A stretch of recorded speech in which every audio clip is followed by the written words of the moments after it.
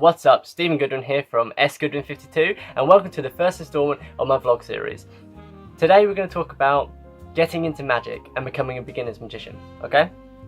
So here's some tips and tricks that I believe will help you guys in terms of just setting out your magic journey. Now, first of all, let me put a little picture for you. So I started off practicing magic about 18 months ago, okay? And when I started, I did not know anything about magic whatsoever. So I'm on a train and it's about 3 o'clock, kids are coming out of school, they get on this train. And this kid steps onto a packed train and goes, "This is a normal piece of rope." Ties a knot in it, slides the knot along. Turns into 2 pieces of rope. I'm mind blown. I'm okay, what's going on here? No one reacts. Okay.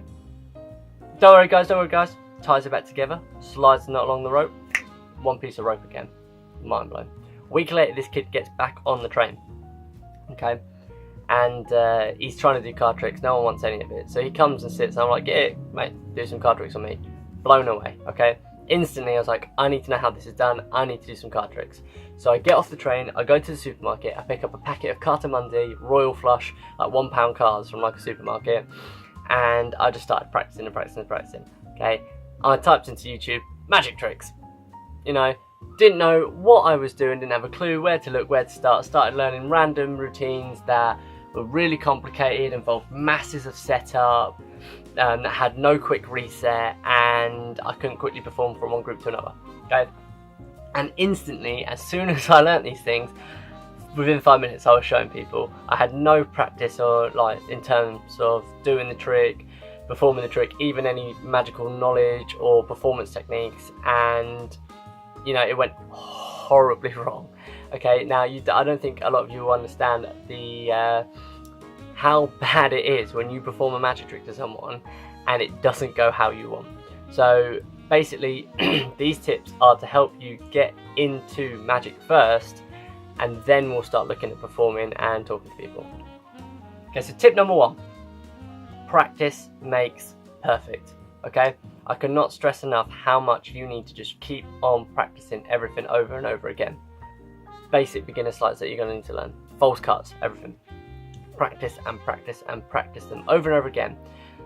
That way, you know, you can truly do the sleight, and that will help you in the routine rather than having to think, okay, you know, how do I do this? You need to make it so it becomes second nature to you. Muscle memory will take control. You'll be thinking double lift, your hands will do a double lift, okay?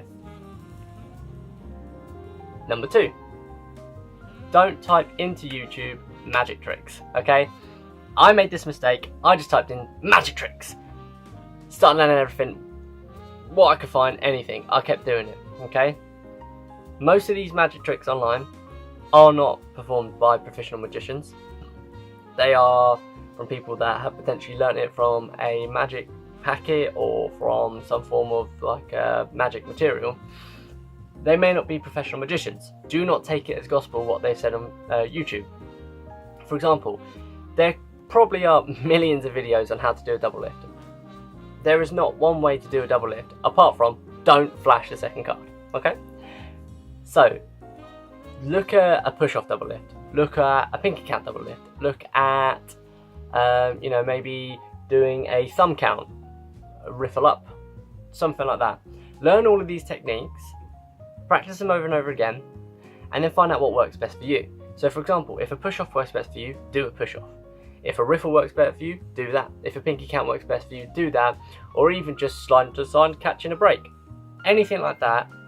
Practice, and then you'll be able to, like I said, do that second nature, and it'll become so much easier to you. You know, double lift will be nothing rather than you have to look at the cards and trying to get a double lift. It'll just bang, double lift, and it was going to make your performance look so much more smoother, silkier.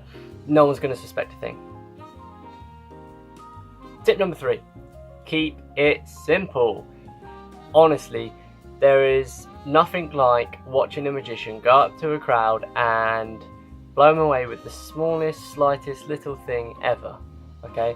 You do not understand the impact of something performed really well, practiced really well, and presented perfectly, rather than, for example, something that involves 5 steps before you do this, then you've got to, you know, it's like, don't go straight into any card at any number. And then pull out a bit of paper from your pocket that had the spectator's name and, you know, their card, and then you've asked them to think of a word, and it's got some numbers written down, and that numbers refers to a dictionary where you can find their word on that page at that line. You know, that's over convoluted, that's complicated, the whole trick, and they're probably going to be thinking, okay, this is, you know, it's got to be punchy, it's got to be snappy, it's got to get to the point. There's nothing, you know, stick to ambitious card routine. Okay, 1, 2, 3 steps, done. I mean, a snap change, a colour change, anything like that where you control the card to the top. Use a double cut rather than using a pass if you can't do passes. Make it as simple as possible. If your routine needs a DPS in order to get the card, you know, into your palm hand, and you just drop it by your side and go, oh look, it was in my pocket the whole time, maybe think about doing something else. Maybe think about doing a gambler's cop.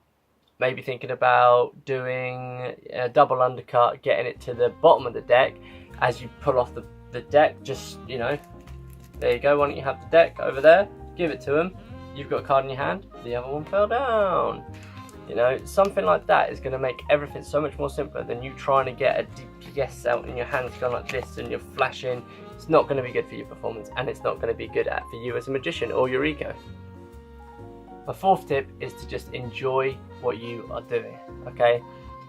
If you don't enjoy it, you're not going to want to stick at it, you're not going to be passionate, you're going to not want to engage with that subject at all. You know, if you find the detail on cards more passionate, maybe start looking at branching out into cardistry, maybe start looking out into just photography of cards, and start going from there. It doesn't necessarily have to be, oh, I want to be really good at slides, because, you know, you may not have the dexterity to do so. So an instance is, you know, if you're finding something frustrating over and over again and you can't do it, for example the DPS, and it doesn't look clean, it doesn't look slick and smooth, and it looks kind of robotic, you're going to get annoyed with doing it. I rarely use a DPS at the minute. I've only just recently started getting really good at it because I practice and practice and practice, and I'm starting to love the DPS. Whereas before, I'd use a double undercut when I first started because I really liked that as a control. You start developing your technique as you go along. It doesn't necessarily mean that you'll stick to it. So a double undercut can be quite quick and efficient, something that you want to use. Maybe if someone's heckling you a little bit or staring at you intently, you might want to use something that's a little bit more invisible. You know, be passionate about the moves you're doing. Only use the moves that you want to use because you enjoy using them. Don't use it because you feel like you have to use it. You can't Tenkai Palm? Don't Tenkai Palm. It's fine. You know, most of us aren't doing Tenkai Palm. It's okay. You know, if you're okay at doing a normal palm and you don't look clawy, you're not like, ah, then use that. That's fine. You know, or just don't do a trick that involves a Tenkai Palm. You know, it's just, there's so many different things where, you know, you see them and they're not passionate about it, they don't want to learn it properly, and you see them holding the cards like this, and it's like, okay, yeah, fair enough. Now I'm getting a flash, but I mean, old lady hand, it's not good. Tip number 5. Find someone that you can practice your magic with. Someone that you can practice all of your sleights and see if they see a flash. Now, if you're on your own, you don't have a lot of friends, mirrors can be your friends.